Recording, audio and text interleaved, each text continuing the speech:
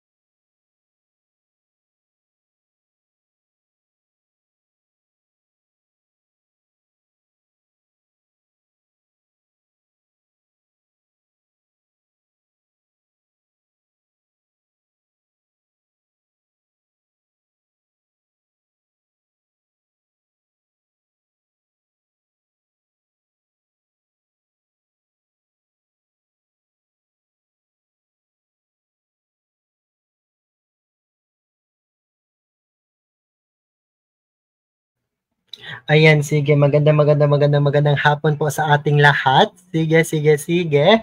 So, may remaining 15 items pa tayo natatalakayin sa Asian Studies at World History.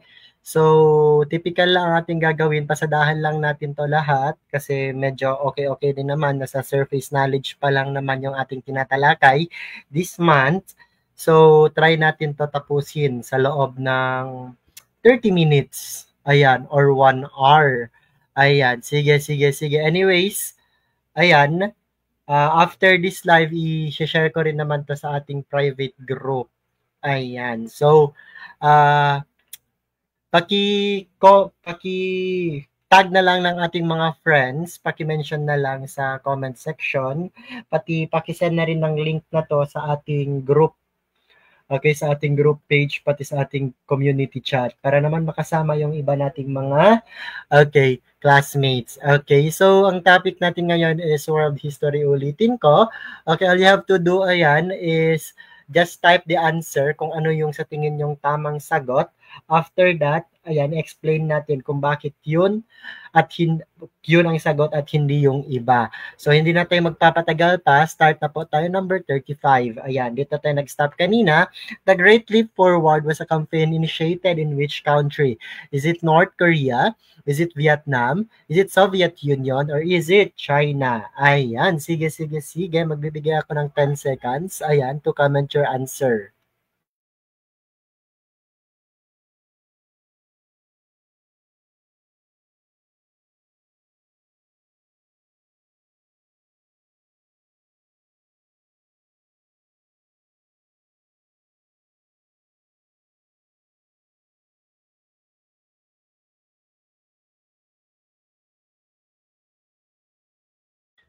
Okay, sige, sige. Explain po natin na ang Great Leap Forward hindi po yan makikita sa North Korea, hindi rin yan makikita sa Vietnam, at mas lalong-lalong hindi po yan makikita sa Soviet Union. Ang Great Leap Forward, mga teacher, ay makikita po sa China. Okay? Tandaan nyo po na kapag Great Leap Forward na po yung makikita ninyo sa board exam, ito po ay campaign, ayan, na ipinalabas po, ayan, na inilunsad, ni-launch ni Mao Zedong sa China noong 1950. Ang goal nito, ayan, is ma-transform ang China, okay, bilang isang leading industrialized communist nation. It means malakas sila, okay? Ang goal nila is maging malakas sila sa pagpro-produce ng steel ng mga bakal. So ang ginawa ng China, dinivide niya into two ang mga tao. May group 1, may group 2. Ang group 1 ay inassign po, okay? Ang group 1 ay inassign po sa farming. Ang group 2 naman ay inassign sa city upang gumawa ng mga bakal. So first year po, sa first year ng Great Leap Forward, okay naman yung nangyari. Kasi nga, madaming bakal na nagawa. At yung group 1 naman, yung farming, napapakain nila. Yung ginawa nilang pagsasaka, nakakakain po ang lahat ng taga-China. Productive and maraming nagawang mga steel. So sa second year down to next years po, yung mga natirang taon, that's the time na nagkaroon na sila ng problem. More likely mga 1960 na kung saan yung mga farmers, ayan, nagka-aberya na po sila that time. Kasi instead na mas dumami yung pagkain, yung mga napaplant nila, mas nakukonti na po kasi hindi nila na-anticipate yung mga bagyo at yung iba't ibang mga, okay, event kagaya ng tagtuyot at marami pang iba. For short, ayan, okay, trabaho yung nasa city, may problema na pala sa farm. Hanggang sa nagkaubusan po ng pagkain sa China kasi hindi na kayang pakainin ang buong China. Hanggang sa yung nangyari, kung sino lang yung nakaka-work, okay, sino na lang ang nakakatanim, sino na lang yung nag-work para gumawa ng bakal, sila na lang yung nakakakain. Kaya, yung nangyari sa Great Leap Forward ni Mao Zedong, milyon-milyon yung namatay. Okay, approximately 15 to 40 million ang namatay dahil sa gutom. At yun po yung worst man-made famine in the history. Yun po yung pinaka-worst na nangyaring, okay, famine, okay, sa history po ng, okay, sa history worldwide. Yes po. So, tandaan nyo po, Great Leap Forward, Mao Zedong, China, worst man-made famine in history. Okay, tandaan nyo po yan. China. Okay, next po tayo. Proceed po tayo sa number 36. The Indian National Congress was primarily formed to A. Promote Hinduism. B. Support British rule. C. Fight for Indian independence. And letter D. Fund Gandhi's campaign. Ano pong sagot natin dito? A, B, C, or D? I will give you 10 seconds to answer this one.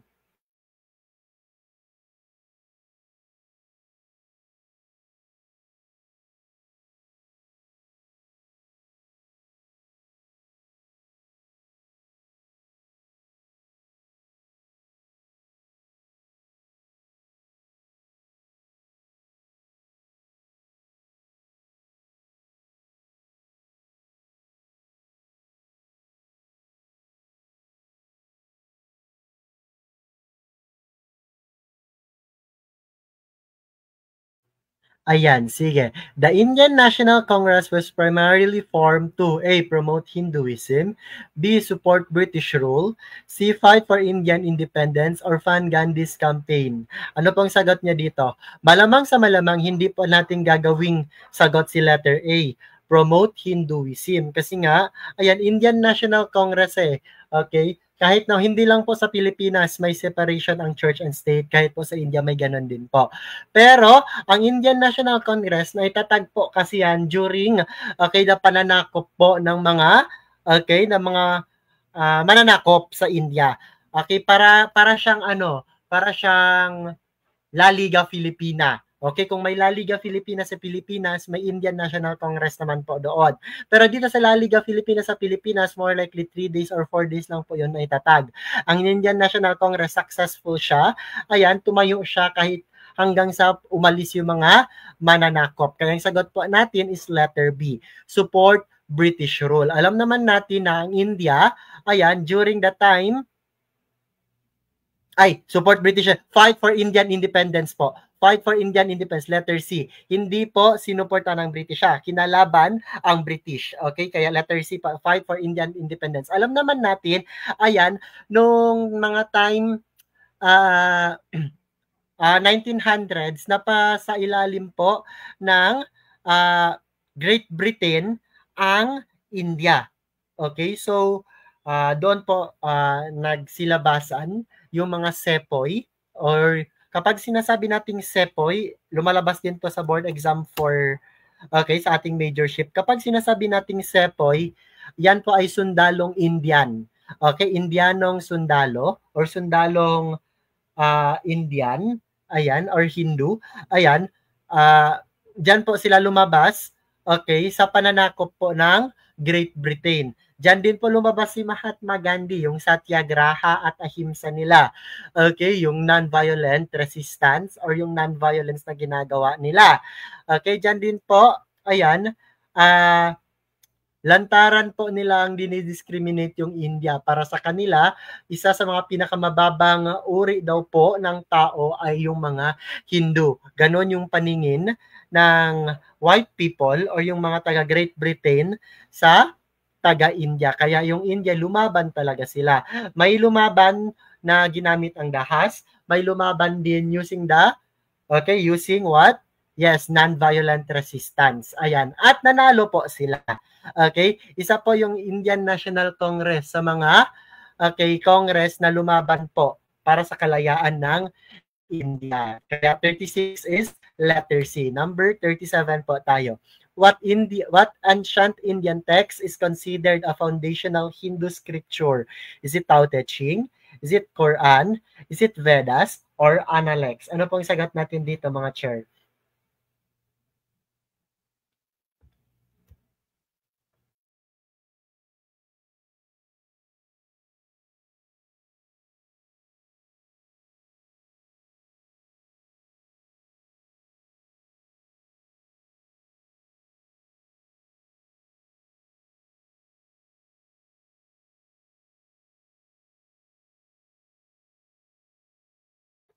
Ayan, sige. Kapag sinasabi nating Indian text, ayan, alisin na po natin yung Tao Te Ching.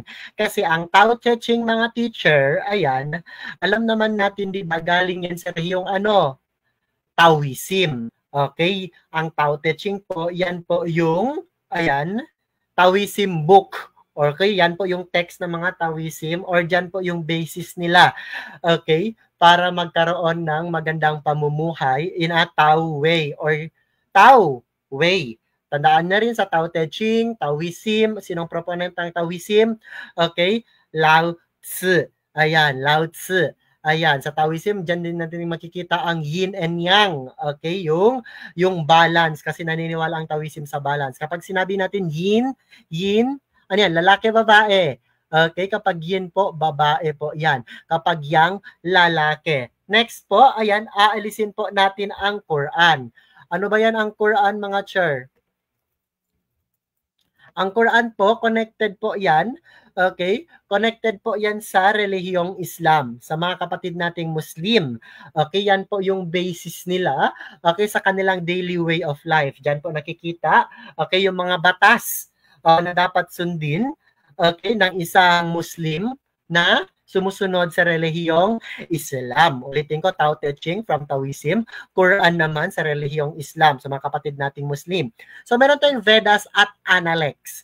Okay, ang next nating aalisin is yung, yes, very good po, letter D po, Analects. Kasi ang Analects naman po, yan po, ayan, ay ang mga text po, okay, ng relihiyong, okay, Confucianism. Okay? Sabi pa nila, ito yung sayings of Confucius. Okay, Analects, ito po yung set of writings about the life of Confucius. So mga gandang batas, yung magandang asal yung nasa loob ng Analects. Kaya ang sagot po natin dito, okay, yung Indian text po ay yung Vedas. Okay, sacred text, Vedas. Ayan, or yung Rig Veda. Okay, Rig Veda. Okay, yan na po, yan. Okay, next tayo, number 38. Which Chinese philosophy emphasizes harmony with nature and the way? Ayan, sige, sige, sige. Is it Confucianism, Taoism, Buddhism, or Islam?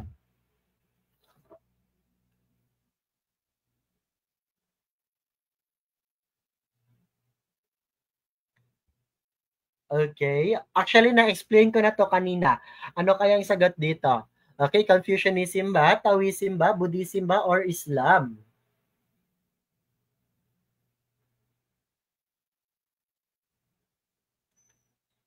Sige. Okay, na-explain ko na te. Kapag sinasabi nating the way, yan po yung English version ng Taoism po. Very good po. Taoism, the way. Confucianism, ilink nyo lang po yung Confucius. Okay, Confucius, Confucianism. Okay, yung wag mong gawin sa iba ang mga bagay na ayaw mong gawin sa'yo. Okay, Taoism, na-explain ko na, bago lang. Buddhism naman po, sinong proponent ng Buddhism? Si Siddhartha Gautama Buddha po. Ulitin natin, sinong proponent ng Buddhism? Okay, si Siddhartha Gautama Buddha. Yes, very good po. Sa Islam naman po, sino ang Diyos ng Islam? Okay, ng relihiyong Islam? Very good po. Okay, relihiyong Islam po, sino? Yes po, si Allah po. Si Allah. Okay. Yes, very good, very good. Next po tayo, ayan, sa Islam po lumalabas po sa board exam is yung pillars of Islam. Ano-ano po yung 5 pillars of Islam? Lumalabas din po yan sa board exam.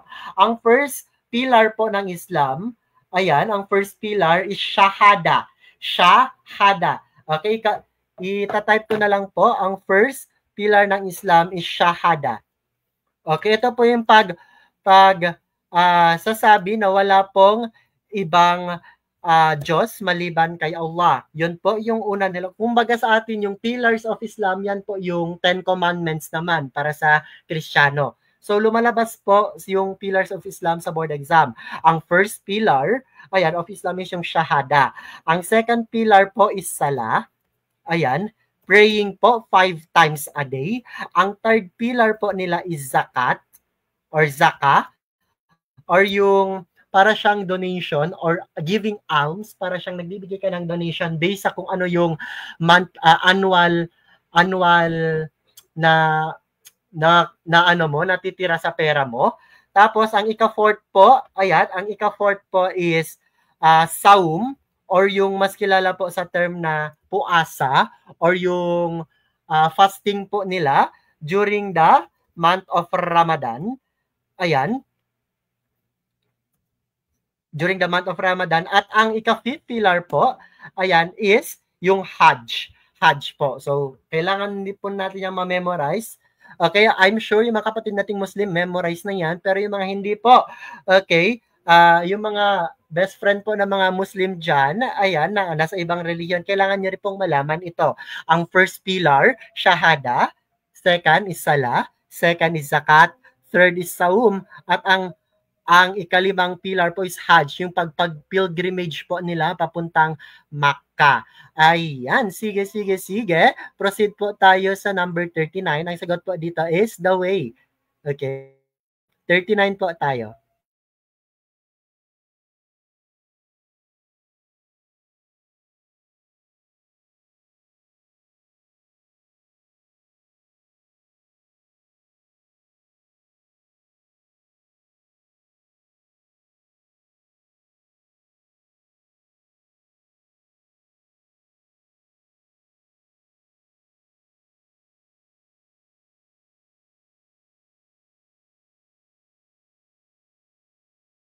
Okay, number 39.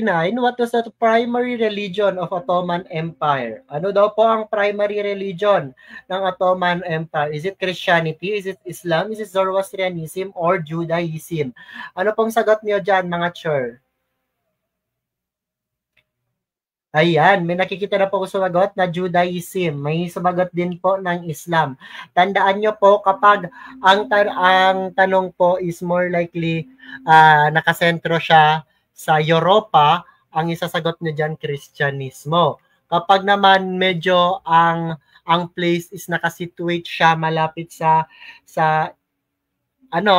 sa Southeast Asia, Buddhism po talaga yan yung religion dyan, Buddhism. Kapag India naman po, Hinduism.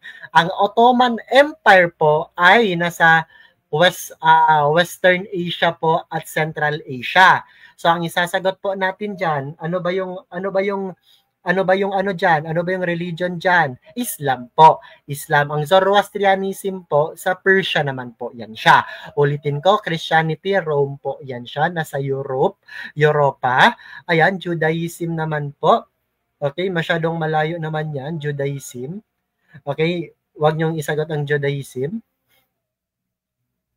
Okay, ang Buddhism nasa Southeast. Ang Zoroastrianism naman po, okay, ang Zoroastrianism na po, Zoroaster po yan. Nasaan yan? Nasaan po makikita ang Judaism? Ang Zoroastrianism sa Persia po. Ayan. Ang Judaism naman po, sila na po yung naniniwala, yung Judaism tayo, sila po yung naniniwala sa Diyos ni Abraham. Okay, Diyos ni Abraham. Abrahamic religion po yan siya. Okay? Kapag oldest existing religion, okay, Hinduism. Or kapag oldest religion, Hinduism. Pero kapag ang tanong sa board exam, oldest monotheistic religion, Judaism po ang isasagot natin. Ulitin ko, oldest monotheistic religion, Judaism po. Kasi kapag sinabi natin monotheistic po, isa lang po ang Diyos nila. Alam naman natin, di ba, oldest religion ang Hinduism, pero madami silang God. Kaya ang tawag sa kanila, polytheism. Maraming Diyos at Diyosa. So kapag oldest religion na maraming Diyos at Diyosa, ang isasagot natin, Hinduism. Pero kapag oldest religion na isa lang ang Diyos, Judaism po. Okay? Gets ba natin? Nagets po ba? Okay, proceed po tayo sa number 40. Which Indian leader strongly advocate for non-violent resistance against British rule?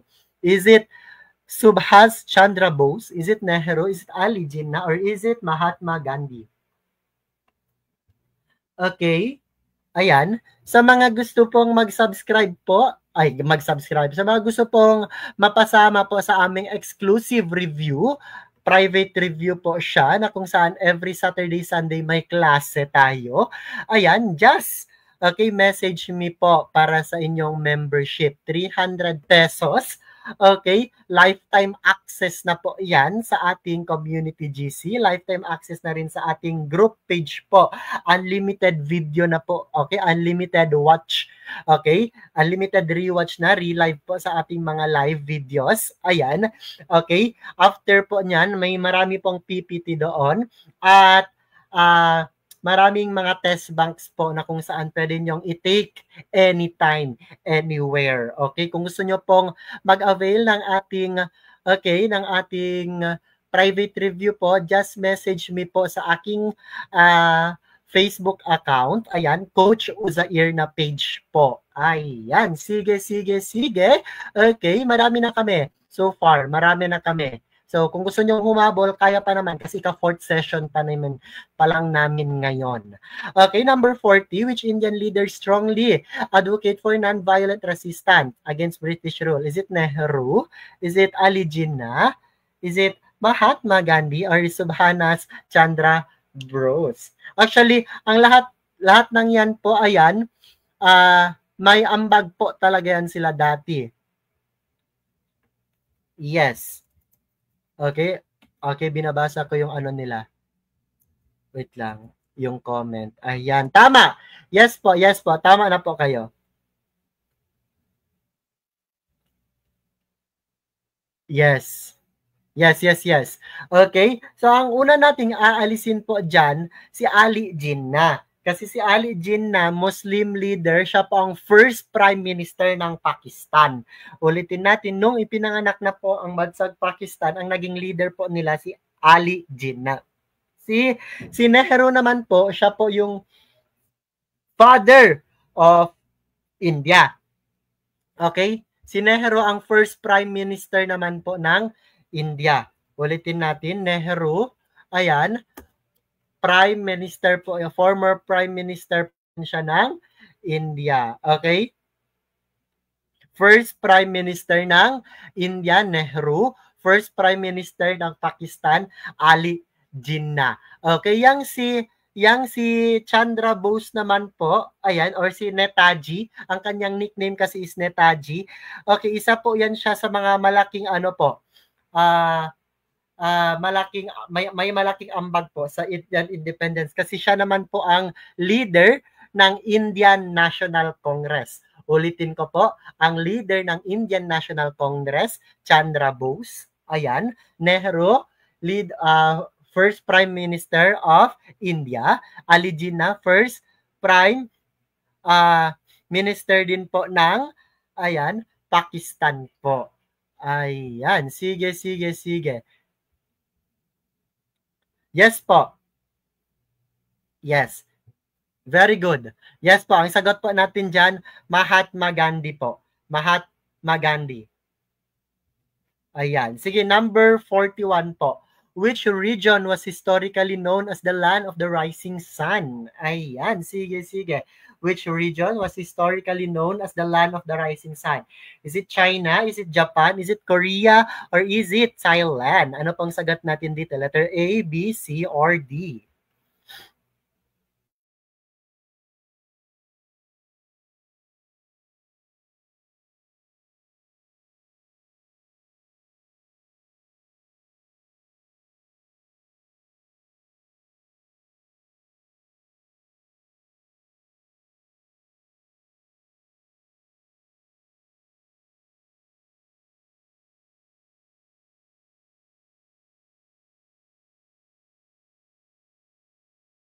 Ayan, sige.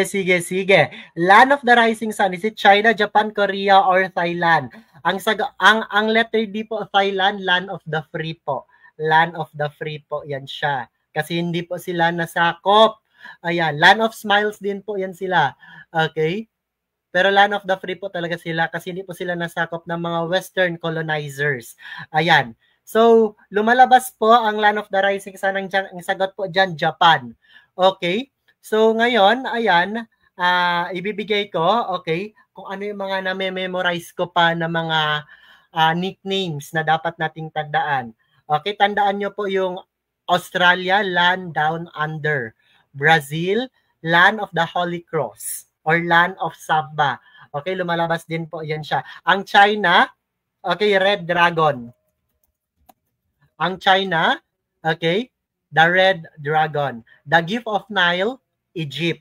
Ulitin ko. Gift of Nile, Egypt. Okay? Okay? The Land of Spices. Okay? Land of Spices, India.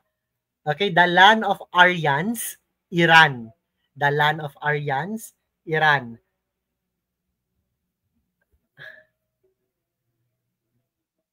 Yes po. Ayan. Yung the land of the free po, pwedeng USA, pwedeng Thailand. Nakadepende po sa sa composition, sa pagkagagawa ng tanong. Kaya niyo po siya.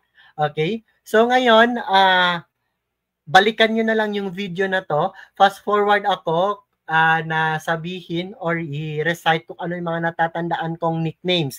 Don't worry, babalikan naman natin yung mga nicknames sa ating extensive review, okay, sa July. Pero for now, pasadahan lang natin. Okay, ready na ba? Okay, pangmalakasang rap muna tayo sa mga natatandaan kong nicknames. Okay, in 3, 2, 1, go. Afghanistan, Graveyard of Empires. Okay, Angola, Land of Giant Sable Antelope. Australia, the Land Down Under. Okay, Austria, Land of Music. Ano ba? Bangladesh, the Land of Rivers. Brazil, Land of Holy Cross. Ayan. Canada, the Great White North. China, the Red Dragon. Okay? Uh, ano pa? Ano pa? Egypt, nasabi ko na, the Gift of Nile. The Gateway to Africa, Ghana. Ano pa ba yung mga ano?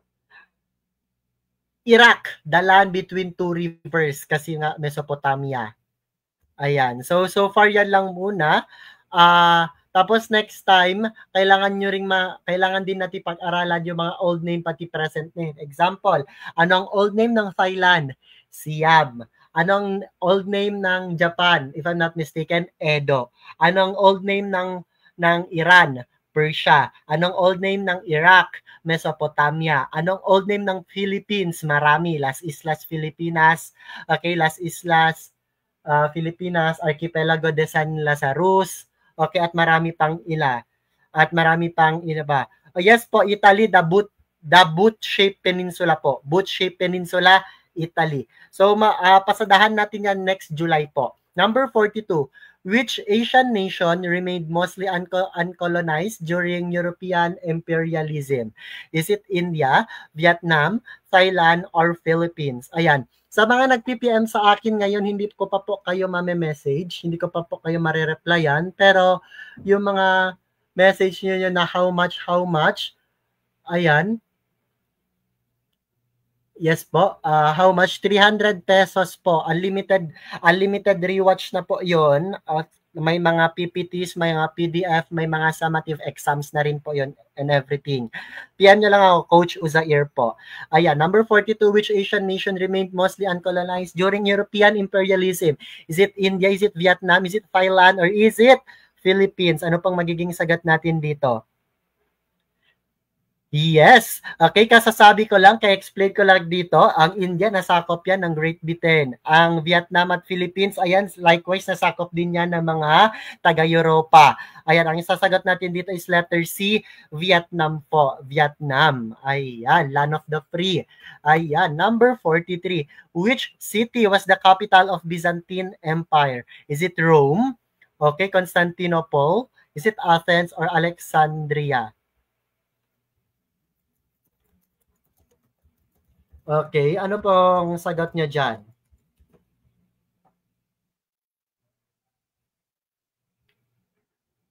Ayan.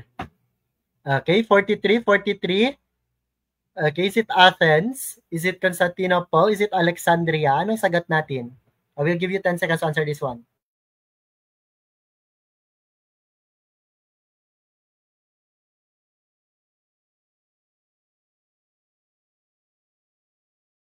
Ayan, very good po. Constantinople. Yes po, Constantinople po ang ating magiging sagot. Constantinople. Constantinople. Ayan, very good. So ngayon, ayan, okay, magra-wrap na muna ako ulit. Ayan, balikan nyo na lang to. Ayan, para masulat ninyo. I-recite ko lang kung ano yung mga natatandaan ko pang mga, place and capital. Okay, ready na ba? In 3, 2, 1. Okay, makinig lang. Okay, count 3 tapos capital city muna tayo. Okay, so we have Afghanistan, Kabul. Albania, Tirana. Algeria, Algiers. Andorra, Devlia. Capital ng Angola, Luanda. Capital ng Argentina, Buenos Aires. Capital ng Armenia, Yerevan. Capital ng Australia, Canberra. Lumalabas yan sa board exam. Capital ng Austria is Vienna. Capital ng Azerbaijan is Baku. Capital ng Bahamas is Nassau. Capital ng Bangladesh is Dhaka. Capital ng Belgium is Brussels. Lumalabas yan sa board exam. Lumalabas din po sa board exam, ayan, ang capital ng Brazil, Brasilia po. Capital po ng Burundi, Gigeta. Lumabas din po last time sa board exam ang capital ng Cambodia. Okay, hindi po Khmer ang capital ng Cambodia, it's Phnom Penh. Phnom Penh po. Okay, lumabas din last time ang Canada, it's Ottawa po, Ottawa. Tandaan nyo ang Colombia, Bogota po ang capital city niya. Okay.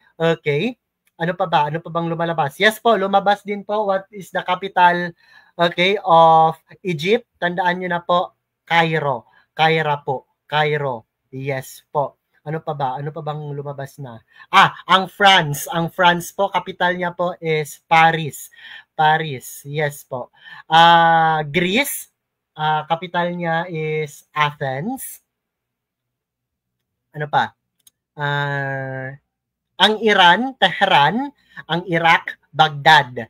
Ang Israel, okay, Jerusalem. Well, Italy, Rome. Japan, Tokyo. Ang Jordan, ang capital city niya is Amman, which is always lumalabas sa board exam. Ano pa bang lumalabas? Ang Nairobi. Nairobi, lumalabas din yan sa board exam. Parang, saan bang Nairobi? Nairobi is Kenya. Nairobi is Kenya. North Korea, Pyongyang. South Korea, Seoul. Ayan. Ang capital po ng Luxembourg is Luxembourg City. Ayan, sige. So, sa final coaching, ibibigay ko po yung full list ng mga capital city na lumalabas sa board exam. Huwag kayong mag-alala, babalikan natin yung lahat. Ngayon po, pasada-pasada muna tayo. Diyan muna tayo sa surface. Okay, number 44. Who was the founder of Islam and created Quran? Ito po yung actual question sa board exam. Alam po natin na kapag tayo ay isang Muslim, mali po ang pagkakagawa ng kwento ay pagkakagawa ng question. Pero for the sake na matama lang natin, answeran na lang natin siya. Ang founder ng Islam, tama pa yan dyan, si Muhammad. Pero hindi po siyang nag-create ng Quran. Okay?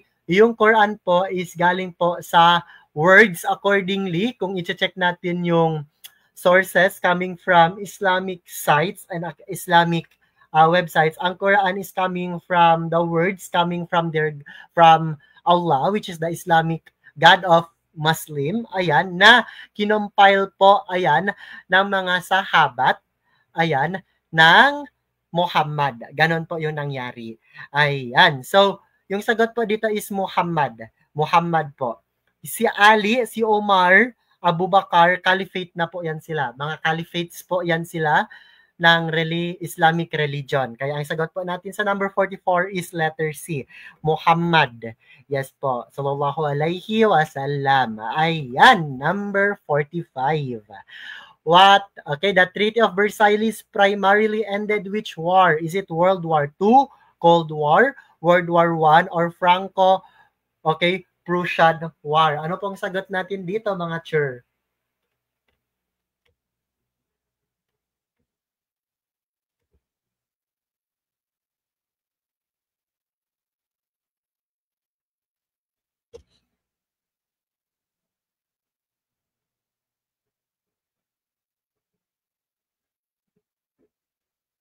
Ayan, sige. Very good po. Huwag na magpa-stress ng mga utak natin. World War I po. World War I. Ang Cold War, lumalabas sa board exam, ano daw po yung tangible evidence ng Cold War? Okay, ang ilalagay nyo doon na sagot is Berlin Wall. World War II, anong nagpatapos? Sa World War II, Treaty of Potsdam po ang hahanapin nyo doon. Okay, number 46. Which famous Chinese philosophy teaches filial piety, respect for elders, and social harmony?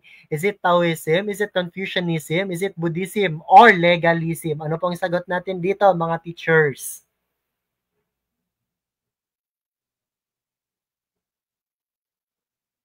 Actually, na-explain na natin to kanina. Okay, I will give you 10 seconds to answer this one.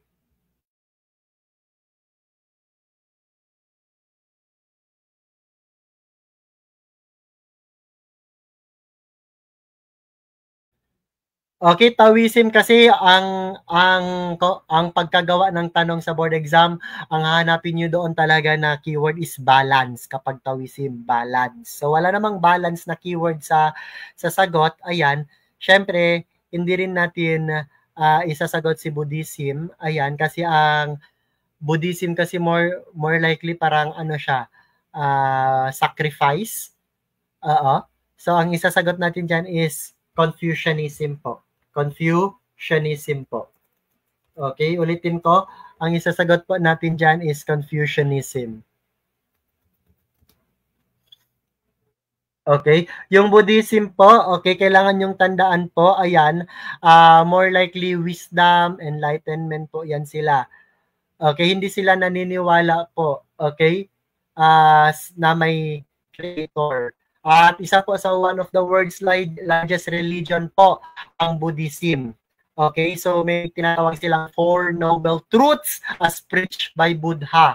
Okay, Buddha. Okay, tandaan nyo, basta makita na kayong Four Noble Truths sa question, Buddhism po agad ang hahanapin natin. Ayan, number 47. Who was the founder of the Mongol Empire? Is it Kublai Khan? Is it Genghis Khan? Is it Tamerlan or Attila the Hun? Yes po, more on moral aspects po si Confucianism. More on mabuting asal. Ayan. Okay, yung isa dyan, founder ng Mongol Empire. Yung isa dyan, apo ng founder ng Mongol Empire. Apo siya or pamangkin? Basta something like that. Kamag-anak ng founder ng Mongol Empire pero sinakop niya ang China. Ganon siya kalakas. Okay. Ang sagot po natin is letter B po. 47 is letter V, Genghis Khan po. Genghis Khan po ang ating magiging sagot po. Siya po ang founder, okay, ng Mongol Empire. Ulitin natin. Okay, founder ng Mongol Empire. Ayan.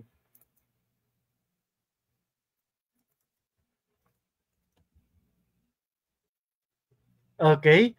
Naririnig ako? Yes po. Okay, Genghis Khan, founder of, yes, Mongol Empire. At syempre, tandaan nyo po, kapag Genghis Khan na po, ayan, okay, ang nickname niya po is Universal Ruler. Ulitin ko, Genghis Khan, Universal Ruler. Sino naman yang si Kublai Khan? Okay? Si Kublai Khan po mga chur, ayan, si Kublai Khan po mga chur, siya naman po, ayan, ay isang Mongol, pero inatake niya po ang China at siya po ang leader ng China, okay, during the Yuan dynasty. 'Di ba kanina kumanta tayo ng dynasties? Xia Shang Zhu Qin Han Sui Tang Song Yuan Ming Qing. So doon sa Yuan dynasty or Yuan Ming Qing Yuan dynasty, ayan, doon po ang leader po that time, ayan, ang nasa taas po ng dynasty na yan, namamahala sa dynasty na yan ay si Kublai Khan. Kasi nga okay, nasakop po nila ang China at umupo po siya doon that time as the leader. Ayan talaga ng China. Naging emperor po siya. Ayan. Sige. Okay, number 48 po tayo. The term Cold War refers to the period of political tension mainly between A. China and India, B. USA and USSR, C. Britain and Germany, or letter D. Okay, USA and Japan. Ano pong magiging sagot natin dito? I will give you 10 seconds to answer this one.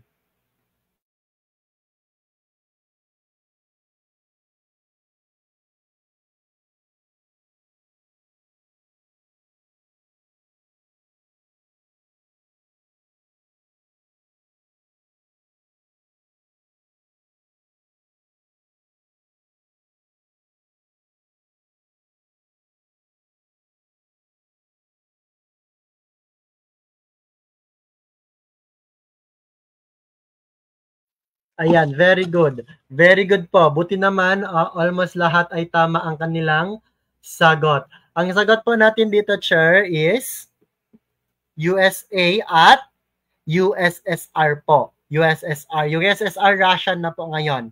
Okay, Russia na po yan siya ngayon. Okay, kasi nasira na po yung USSR, nagkawatak-watak na po sila. Kaya hanggang ngayon makikita natin na parang may silent war between Russia at United States kasi evidence po yan na existing magpahanggang ngayon ang Cold War. Ayan, sige. 49 po tayo. Which religious tradition originated in Persia and influenced later Abrahamic faith? Okay, is it Hinduism? Is it Zoroastrianism? Is it Jainism? Or, okay, Taoism? Okay, I will give you 10 seconds to answer this one.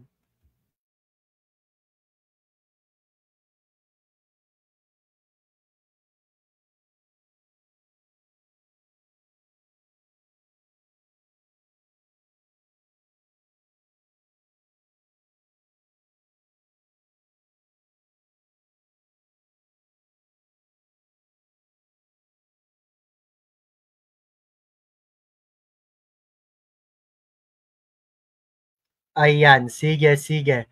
Tandaan nyo na po, kapag may makikita na po kayong Persia, yun po yung keyword natin, diretso na po isasagot natin is Zoroastrianism. Ulitin natin.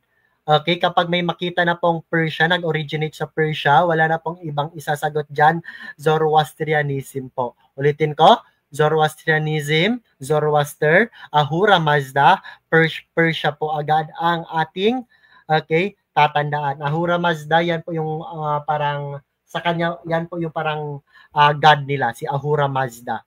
Okay? Sa anong relihiyon? Sa Zoroastrianism. Okay, very good, very good. Yan po yung supreme God nila. Supreme God ng Zoroastrianism, Ahura Mazda. Hinduism, oldest religion in the world. Oldest polytheistic religion in the world. Okay, Jainism, oldest monotheistic religion in the world. Pero kapag makita niyo sa board exam, ang tinatawag is oldest religion lang po, hindi nilagay na polytheistic, hindi nilagay na monotheistic. Isasagot niyo po agad Hinduism. Okay, kasi ang tinatanong pinaka-old Hinduism po. Taoism, Tao Te Ching, Lao Tzu, okay, balance, way of life, the way, dan na po. Okay, last number po tayo, number 50. Okay, number 50, the partition of India in 1947 led to the creation of which new nation? Is it Afghanistan? Is it Pakistan? Is it Bangladesh or Nepal? Ayan, so after this po, isisend ko po yung PowerPoint sa ating GC. Ngayon, agad-agad. At isesend ko na rin po, okay, agad-agad din po yung answer key po sa ating quiz na isinend ko kahapon.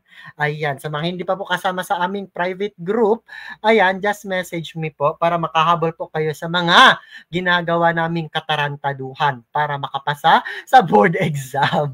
Ayan, kasi masyadong maraming ganap po sa aming GC.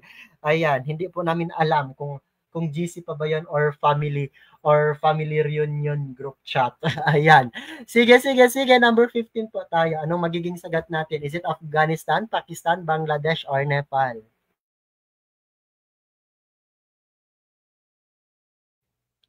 Sige.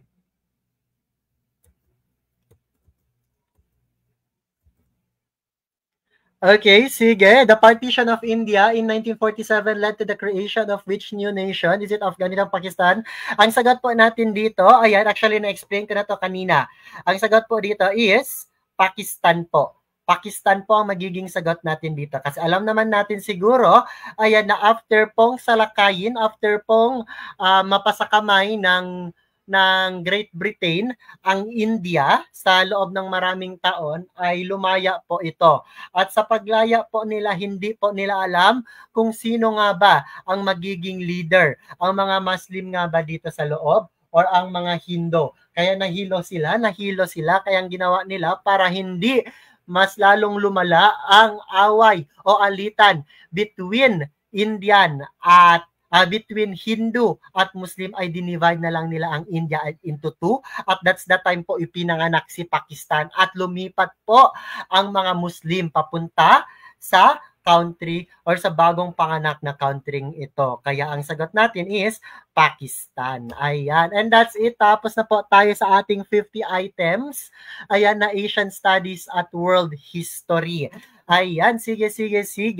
Okay. Sa mga gustong humabol sa aming review, ayan, kasi after ng live na ito, mawawala po ito sa aking Facebook group at uploaded po. Okay? Ibibigay ko rin po ang PPT sa aking private group. Kaya kung gusto nyo magpa-register, just message me po, Coach Uzair, sa aking private, sa aking page. Ayan, at mapasama po sa aming team. And that's it for this day. Ayan, see you po on Saturday, 1 p.m. po para sa geography. As alam nyo na po, geography dyan po, marami talagang tanong si board exam dyan. Kaya kailangan pagtuunan natin ng pansin. Next week po, 1 p.m. onwards tayo. Maraming salamat. Adios. Bye-bye.